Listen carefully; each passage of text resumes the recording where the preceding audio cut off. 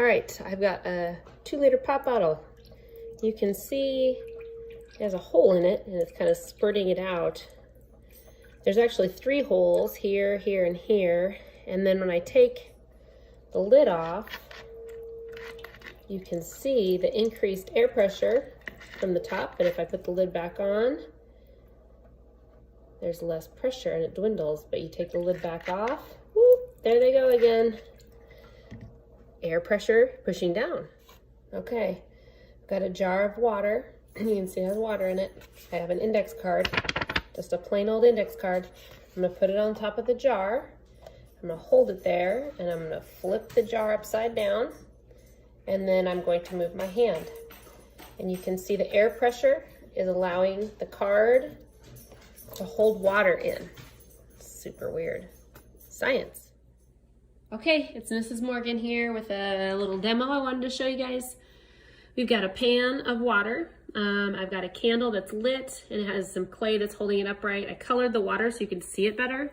And I've got this glass mason jar I'm just gonna put over top of the candle, and I want you to watch the water level, okay?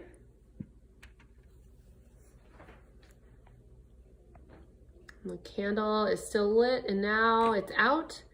And you can see as soon as it went out, you could see that the water went up into the jar, okay? And so now when I pick up the jar, you'll be able to see the water that went out or into the jar. All right, hopefully you can see that. I've got another little air pressure demo. Whoopsie. Whoa, no. All right, so I've got a straw that's in a bottle. We cut a hole in the side of the bottle and put some clay around it to seal it. Normally the water won't come out of the straw. Normally when you drink through a straw, you're creating that area of low pressure in your mouth. And so the liquid that you're drinking will come up into the straw and into your mouth. So this time I put a balloon on there. The balloon is twisted so that the air is not being released yet. But when the air is released, that pressure is going to push down on the water inside of the bottle, and therefore it is going to move the water outside of the straw. So if we let the balloon go, you can see it's a nice little fountain effect happening. And you can turn it back off if you turn the balloon, or if you let it go. That pressure will eventually come to an end when the air runs out. Okay guys, so I've got another demo for you. This is the napkin is gonna go underwater and it's gonna stay dry. So I just have a regular birthday napkin. And I'm gonna go ahead and crumple that up. Got a regular plastic cup. And right here, I've got a nice water tub. And I just put my napkin is in there. I'm gonna go ahead and insert that all the way down into the water. And I'm gonna go ahead and bring it back up. And as you can see, that napkin is still dry because those air molecules, when you push down, they are taking up space between the water and the napkin. And so they are not allowing the water to come in contact with the napkin. Okay, we're working on the can crusher right now. I've got some water in a pop can, and I'm bringing that to a boil. Don't try this one at home, guys. Just watch the demo. And then I've got some nice cold water in a glass pan. So you want to bring that can of water to a good boil and let it boil for a second or two. You can hear it kind of bubbling. You can see some steam coming off, so you want to make that nice and hot.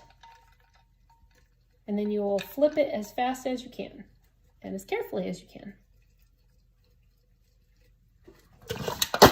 Boom! That's the way the can crusher is supposed to look.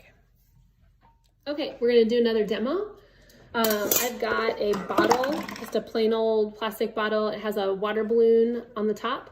You can see the balloon is sticking up right now. I've got some hot water. I'm gonna pour in, you can see the steam on that one. And I've got some cold water right here. So if I put the balloon in the cold water and it'll take a second. I'm gonna use some tongs so that the heat doesn't transfer from my hands to that bottle. But you can see already the top of the balloon is sort of shrinking and squishing together and still squishing together, and it's over.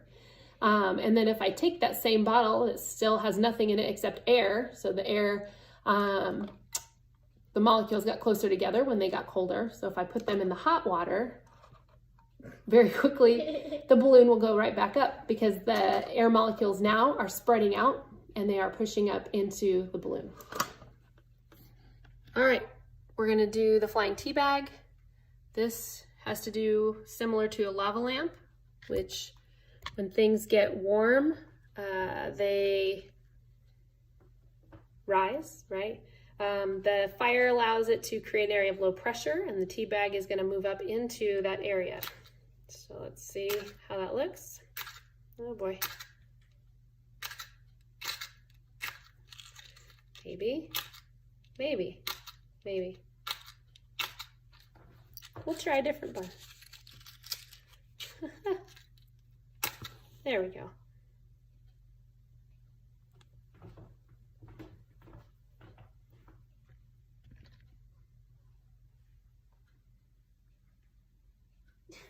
Miss Morgan, did you want us to come back?